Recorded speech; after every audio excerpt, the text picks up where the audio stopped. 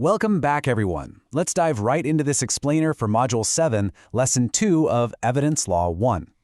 In our first lesson, we laid down the groundwork, right? We covered the basic definition of presumptions, and we explored their two main categories.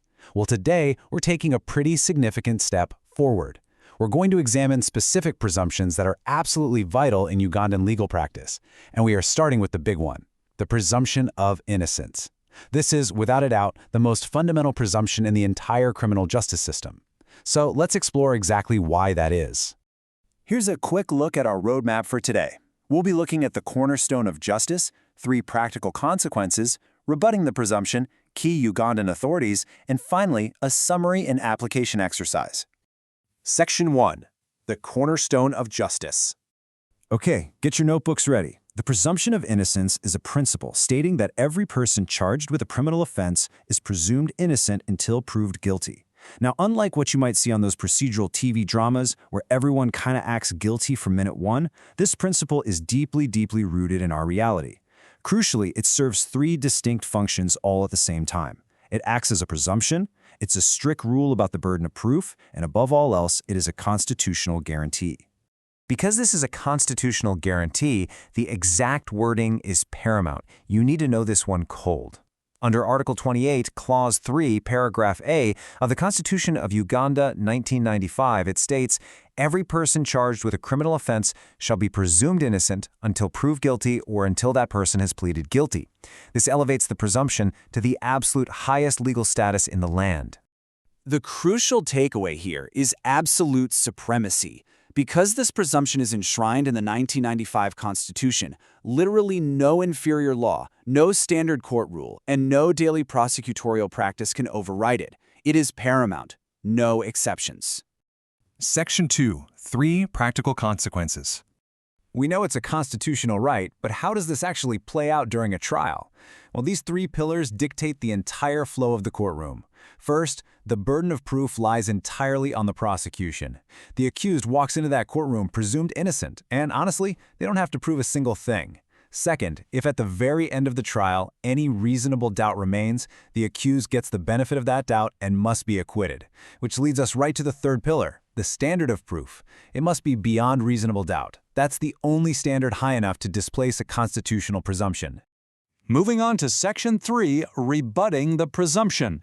So we know the standard is incredibly high, but is this presumption rebuttable, or is it just some absolute shield?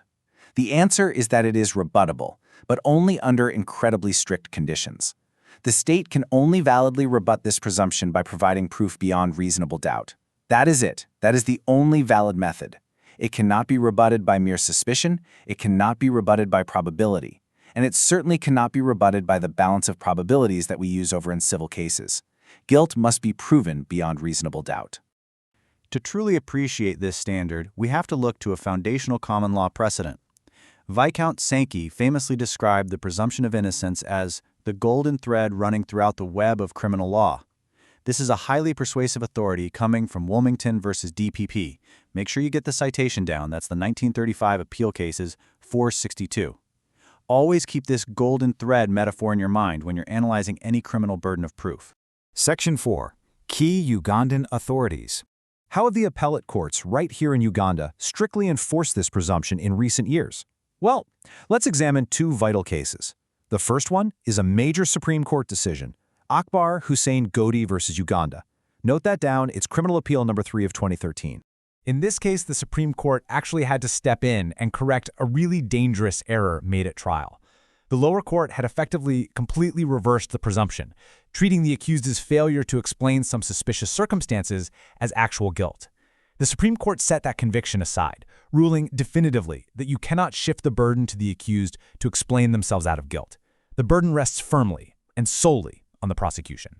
All right, our second key authority comes from the Court of Appeal. This is Ntambala versus Uganda. That's Criminal Appeal number 34 of 2015. I'll give you a second to jot that down. In Ntambala, the Court of Appeal powerfully reinforced exactly what we discussed earlier regarding those standards of rebuttal.